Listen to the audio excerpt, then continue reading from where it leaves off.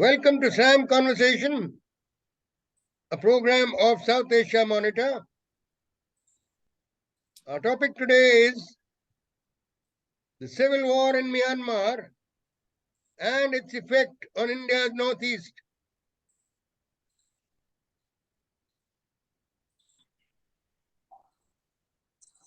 Four of the northeastern states, before I proceed further, it's my pleasure to welcome Lieutenant General Shokin Chauhan, former Director General Assam Rifles, and has also been on the group for contact between the ceasefire monitoring group. He's been part of the ceasefire monitoring group. And we have Brigadier Rahul Bhonsle, who is the editor of a portal which looks at vital issues of national security.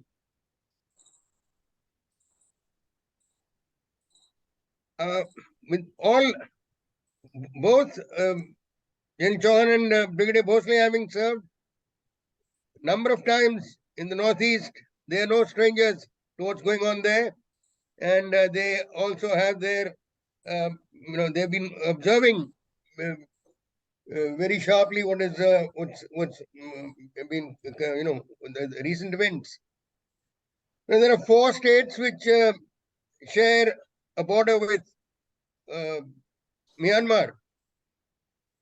Arunachal, which has 520 kilometers, Nagaland, which has 215, Manipur, which has 398, and Mizoram, which has 510 kilometers, a total of 1,643 kilometers of a border. And there are the Chins, one of the major communities in Myanmar. The Chins are related to the Kuki Zomis in Manipur and the Mizos in Mizoram. Some of the insurgent groups, village-based insurgent groups in Manipur, have also got embroiled in the civil war, and some have lost their lives. Exact figures are not known. The coup staged by the Myanmar's military junta was in February 2021. Now, a little over 2 years. And Aung San Suu Kyi, who's in jail, but she has the following groups which are under, which are following her. The Chinland Defense Force, National Unity Government, NUG, they have been stepping up their attacks on the Myanmar army in the recent past. Now, so far the reports are that about 40,000 people from Myanmar, refugees from Myanmar, have taken shelter in Manipur.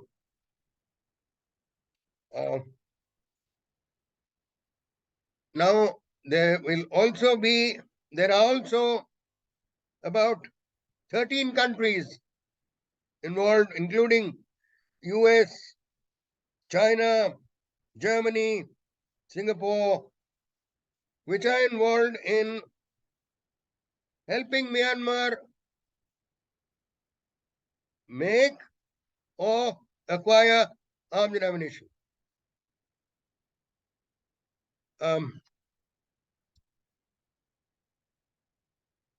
Rahul, you're the one who got the ball rolling with the report you sent. What do you have to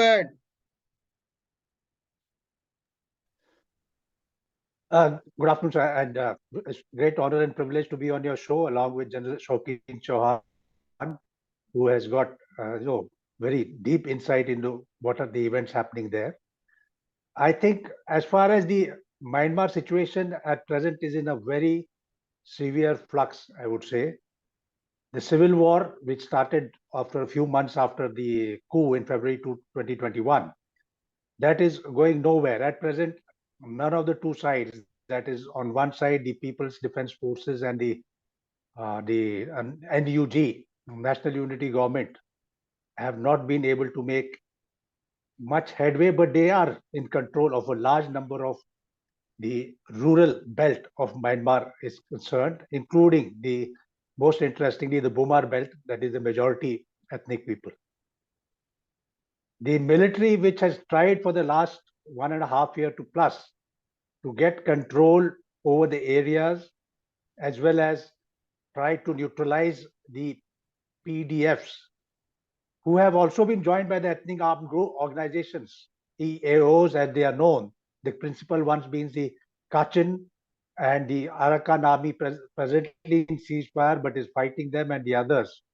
So this huge group of resistance which is being faced by the military in the past 1.5, 2 years, it has not been able to overcome that. So at present, the situation is that both sides are facing the challenge of a stalemate, I would say, but it's a very vicious stalemate. It's a brutal stalemate with attacks happening almost every day.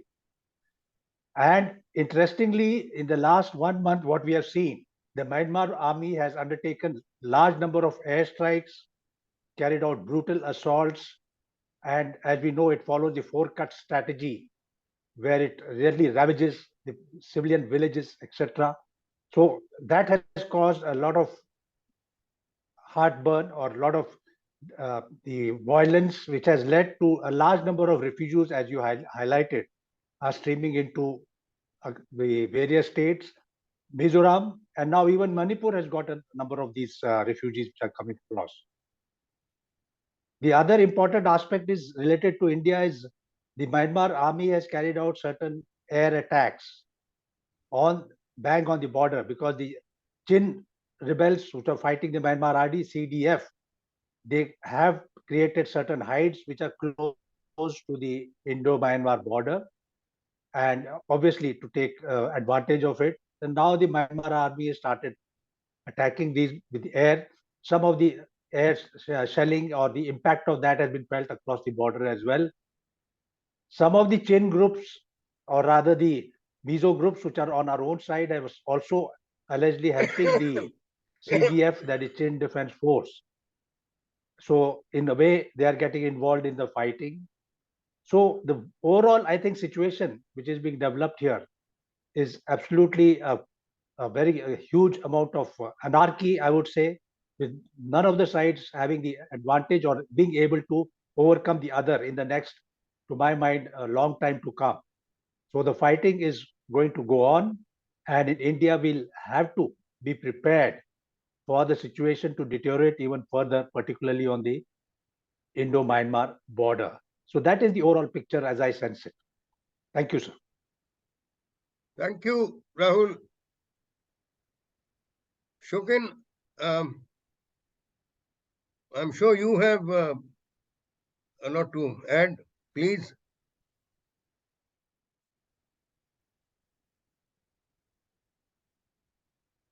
We lost you. Good afternoon, sir. Ah. Good to be on the show with such wonderful personalities. Col Anil Bhat, my school type, my senior, a known voice, and of course, Brigadier Bhonsle, an expert in so many issues, and he's someone we've always revered when we were growing up in the service. So wonderful to be on the show with you, sir. And thanks for asking me. Burma or Myanmar is, has been a part of my life for a very, very long time.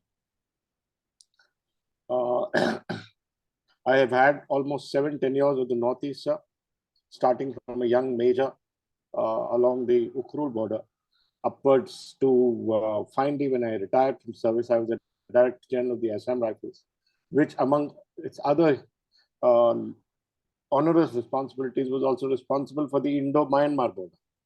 1643 kilometers of a demarcated border, 136 kilometers of an undemarcated border leading right up to the transaction where India, Burma or India, Myanmar meet Tibet or now China. So it's a difficult situation, sir. If you were to look at the map of Burma, you would find that Burma actually borders 4 of our states, starting from the north, Arunachal, sir. South of Arunachal is Nagaland. South of Nagaland is Manipur, and south of Manipur is Mizoram. They are extremely critical states when it comes to dealing with an insurgency of this nature, sir. The reason is, as Colonel Anil Bhat had sort of told us, that we've had an issue where the people, the population on the other side of the border has intrinsic populations inside India.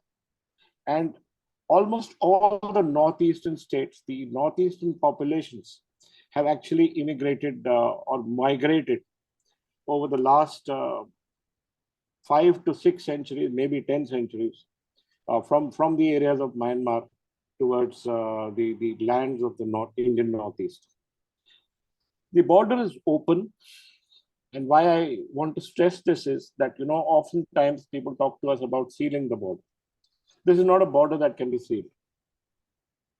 It's a border, as I said, 1776 kilometers, 1643 demarcated part, extremely wooded, hilly, very bad, difficult weather. Assam Rifles has about 21 of its battalions along the Indo-Myanmar border. And if you were to divide 1643 kilometers with 21, you would come to the point at which each battalion is actually holding almost 80 to 90 kilometers, which it's impossible to hold. That means each company is holding about 20 to 30. If you were to stretch the battalion upwards, there are 4 companies that can be deployed along the border. So you are actually holding almost 50 to 60, some 100 kilometers of the border, which is impossible to check. And even in the days of this, this technology, and so many of our readers, our viewers might say that you've got so much technology available, why can't you use that? But in an area like the Indo-Myanmar border, all technology fails. Drones have absolutely no ability to see through foliage. Electronic equipment has very little survivability because of the huge amount of rain, the huge amount of secondary jungles that are there. Thirdly, the population which is on both sides is similar. As I said, there is no fence, and people on 16 kilometers of both sides of the border have a problem because they are allowed to cross to trade. So when you're dealing with a country like Myanmar, which has culturally so connected to you, culturally so close to India, you cannot prevent the aftermath of the Burmese civil war or the Myanmar civil war to come inside. But I'd like to I've been to Burma many times. I've been as a pastor of the national level meeting, met the senior most hierarchy, been to Naypyidaw, I had discussions with them. And all I can say is that the army has one clear idea of how Myanmar or Burma should be. And Aung San Suu Kyi and the fighters for democracy have a totally different view. And many times these views have clashed. Aung San has been removed, she's in jail. I can't see her fighters or her people who support her winning in this war. There will have to be some kind of compromise. So we'll talk about it further, but this is the situation from what we see on ground. Over to you, sir. Thank you very much, Shokin. That some very pertinent points you brought out. We have had, in let's say better days, the Indian armies or the Assam Rifles relationship with the Myanmar army was good, but it never led to a situation they would um, where they would actually hand over to us a number of insurgent turned terrorist groups of the northeastern region, which would be taking shelter there or which were enjoying sanctuary there. They were always ready to take any kind of assistance from us, particularly um, assistance by way of military equipment. But we never really got any cooperation from them in combating the insurgency where the Indian insurgent turned terrorist groups would be camping there, strike here, get back there. During the time of late Mr. George Fernandez, his tenure as a defense minister, there were some of the Burmese or the democracy movement people who were staying in his house, in the outhouse of his bungalow, his government bungalow. These are the kind of you know the relationships or that we've had. But what is worrisome now is that the action is rather too close to our borders. And as one has mentioned that with already 40,000 having reportedly taken shelter in Manipur, it remains to be seen how many more can be expected, because according to both Brigadier Bhonsle and Chauhan, an end to this does not seem to be in sight. Rahul, anything further, please? Briefly.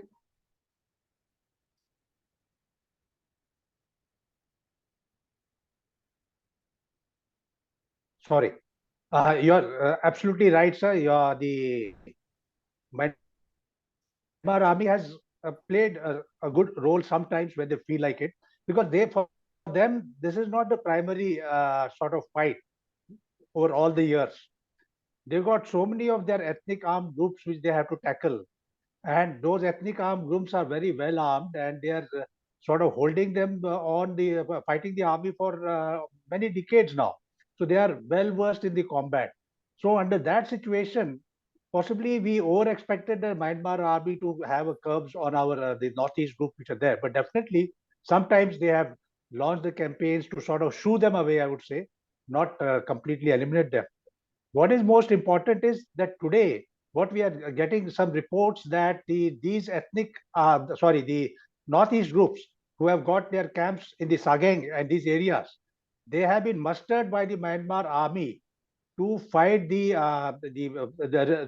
PDFs, that is People's Defense Forces, and to fight the revolutionaries. Now, if that is the situation, then obviously there will be some give and take, and they would be sort of propping up these northeast groups, not only now but in the future, and to depend on them to sort of eliminate these northeast insurgent groups, the Myanmar army. I think it will be just too much for us. But fortunately for us, I think the situation in the northeast has improved considerably, and we find that the people's support to the insurgents has gone down. So essentially, there can be terrorist activities which can happen, but then insurgency and terrorism is something which has to be watched very closely. It can spike maybe in a year or 2 years, and as we said, this insurgency is not going to go down. So I think we have to continue to closely observe the situation in Myanmar, as well as also what is happening with in our borders in the northeast. I'm sure Assam Rifles is quite capable of handling the situation. But on the other side, some contacts with the Myanmar army we are maintaining. But the moot question is, should we have the contacts with the PDF and the NUG? Now that's a question mark, which I think the government will have to address at some point or the other, because the people are with the PDF. The people are not with the Myanmar army. So that's the situation which is happening. And we have got certain important policy challenges, I would say, ahead of us, important security challenges ahead of us. And we have to keep a close watch on what is happening, not only in Myanmar, but also in the with the Northeast groups. They are there. So thank you very much, sir. Thank you, Rahul. You know, I cannot but help mention here that there's a Chinese factor.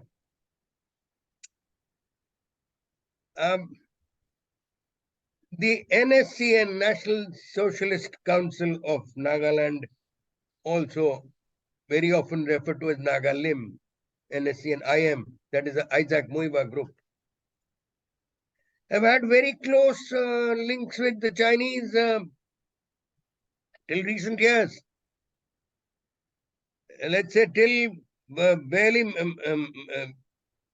about the time that the BJP came to power, 2014, that certainly reduced quite a bit after that. But that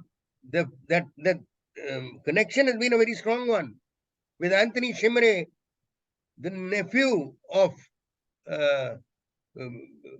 Isaac.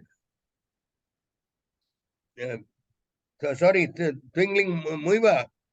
Muiwa's nephew, Anthony Shimre, being a very active go-between, almost like plenipotentiary.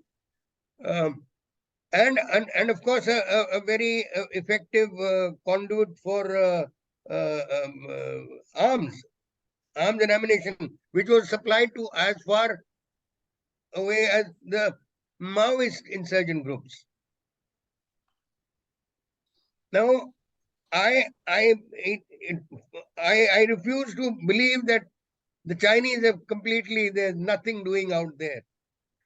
Perhaps you could throw some light on this, Shokin. Certainly, sir. It needs more than a light. It needs a torchlight and a very big, strong beam of light on this particular issue, sir. I value your knowledge, sir, but there are certain things which I feel may need to be relooked at. The first issue is, firstly, the Chinese threat through Myanmar. We have all gone through the Burmese campaign of between 1942 to 1945, sir.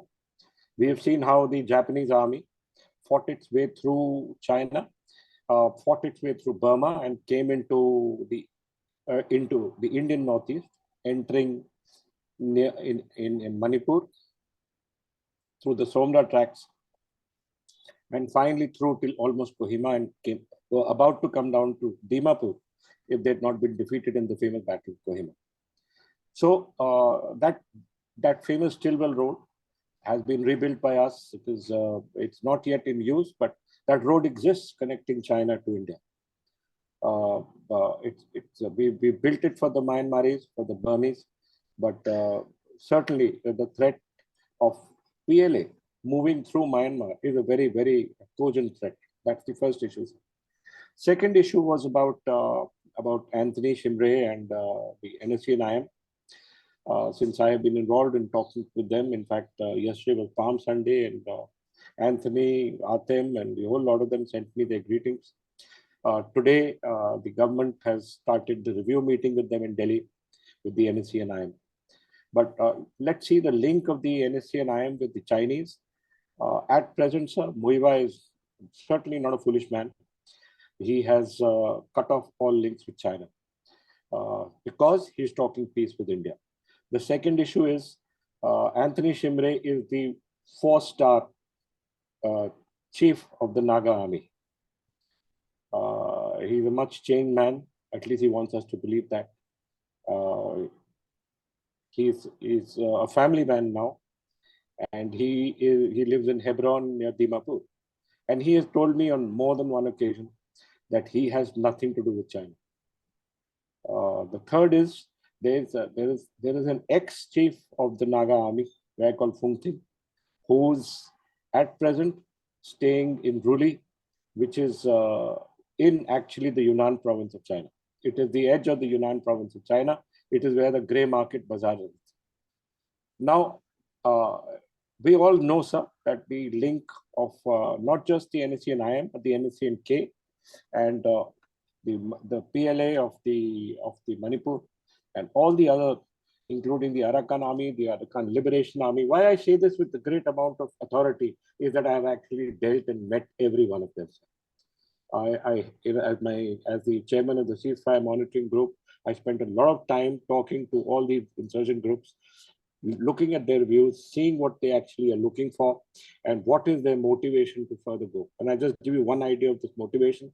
I had, as you remember, I had broken the NSC and K when Khaplang died, and his Indian Naga called Khango, General Khango of the NSC and K, was brought in, and we had a discussion. And I asked him, I said, Khango, why are you continuing the struggle?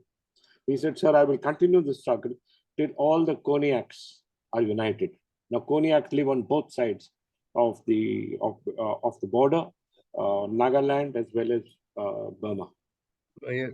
And they are not going to be united because there's a border. So will this continue throughout or not? Khango is an old man, he's 81, 82. His secretary was a guy called Isaac, who has now broken away from Khango. Isaac is a drug addict, he could go anyway. So when Brigadier Bhonsle says the insurgency is down, it is down because there are two reasons for it, sir. There is I didn't see any decline between the youth of Nagaland with the insurgent groups. If they are still getting recruits to their army or to their insurgent group, it means that the mothers and fathers are still giving their children to them. Bhonsle sir, that's the first issue that I would want you to understand, sir, that the change is because they are looking at peace. They are looking at the fact that the Naga youth identify themselves with India, the economic potential of India. It is not a Modi situation or the Rahul Gandhi situation or any Gandhi or anybody.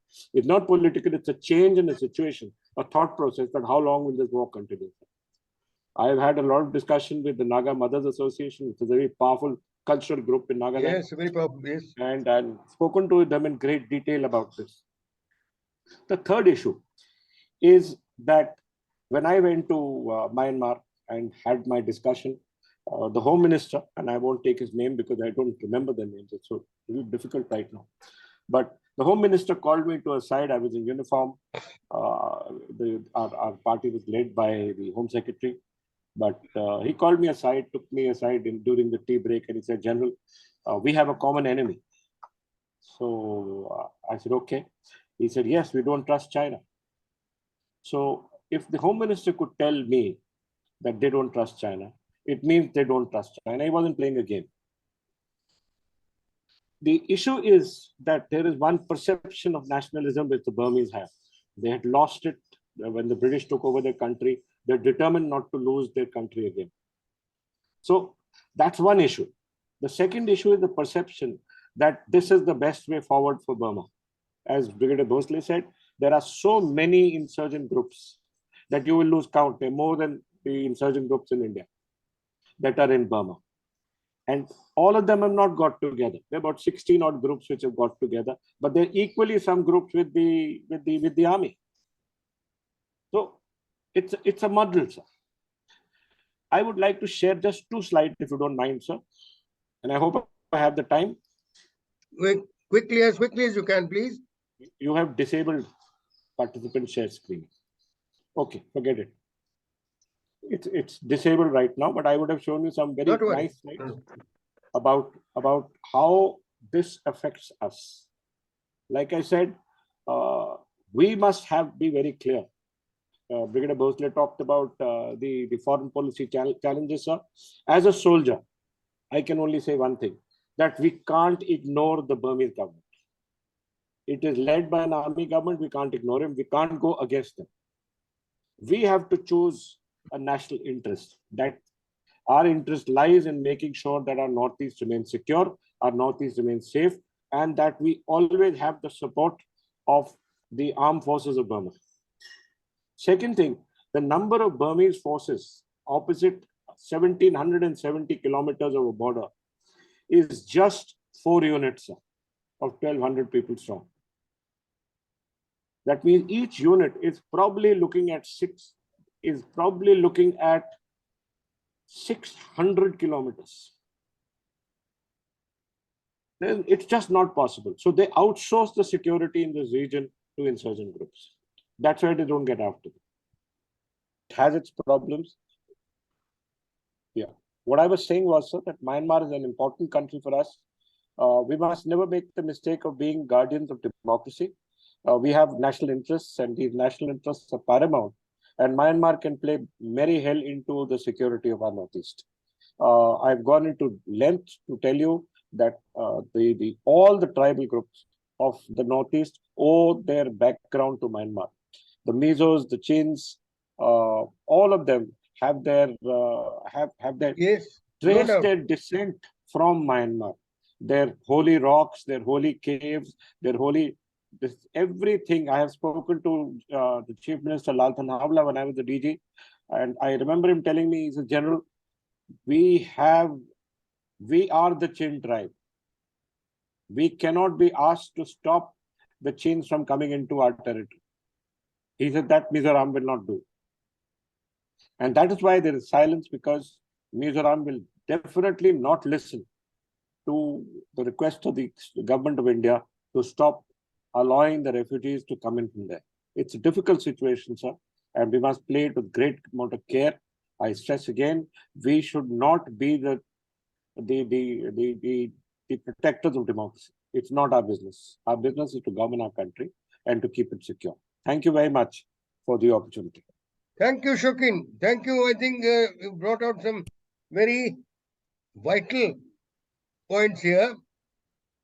That what matters is a very effective working relationship with those who rule Myanmar. And if those who rule Myanmar are the Myanmar armed forces or the army or Tatmadaw, so be it. Our interests today, all the more, are very, very important. Rahul, anything from you to add? Yes, finally, I would say that the Myanmar army is planning for elections in 2025. So there is a 2-year period now we have got, in which, because they are possibly they are appreciating that they can only hold elections, so-called election, I would say, because those elections are going to be completely in favor of the parties which they are going to favor. NLD is already disqualified, etc., etc. So we have got this 2 years window in which actually we can do a lot to resolve the issues which are happening in the Northeast. I'm not talking of beyond in Myanmar part of Northeast, but within the Northeast, so that the positive atmosphere which General Chauhan has talked about very elaborately, that can be developed further. And within 2 years, if we are able to do something on our own side, I think the possibility of these groups which are on the other side of in Myanmar, Northeast groups, any sort of a disruptive activity for a long time to come, that can be really overcome. And the main issue is, of course, the NSCN accord with the NSCN IM.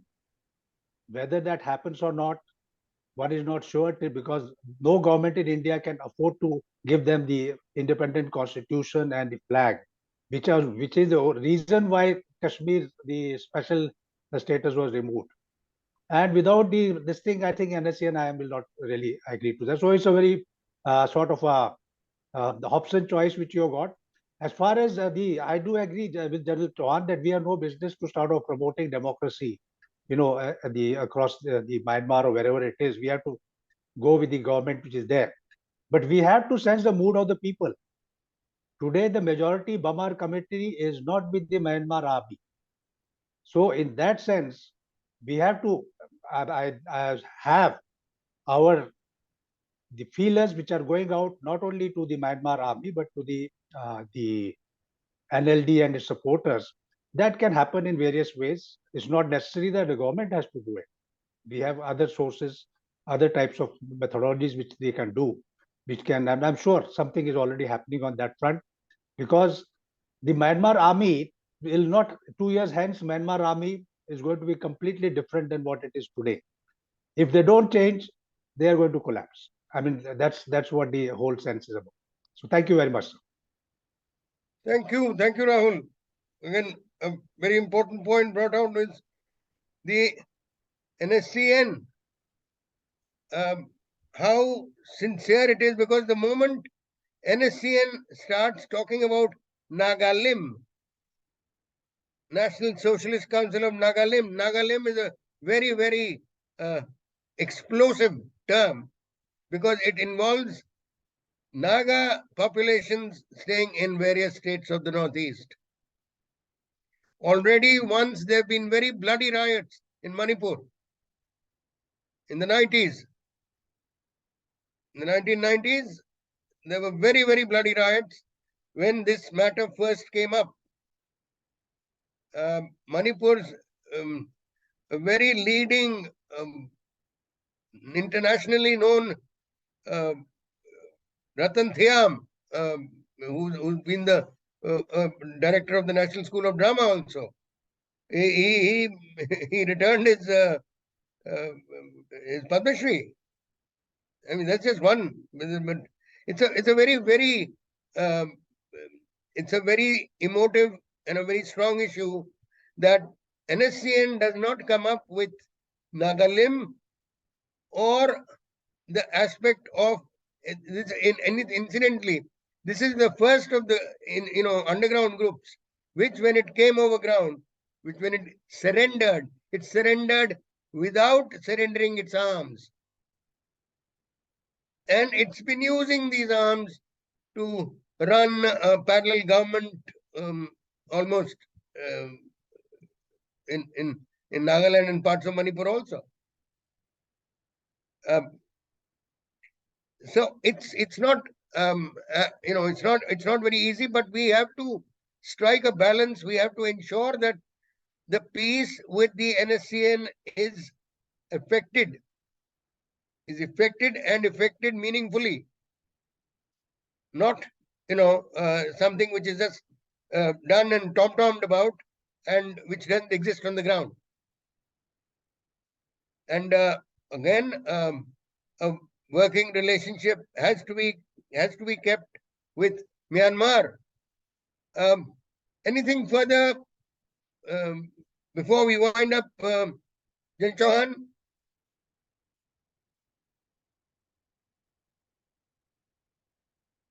You lost your video. Thank you, sir. I have said my piece, taken more than your time, but enjoyed the show. Thank you very much.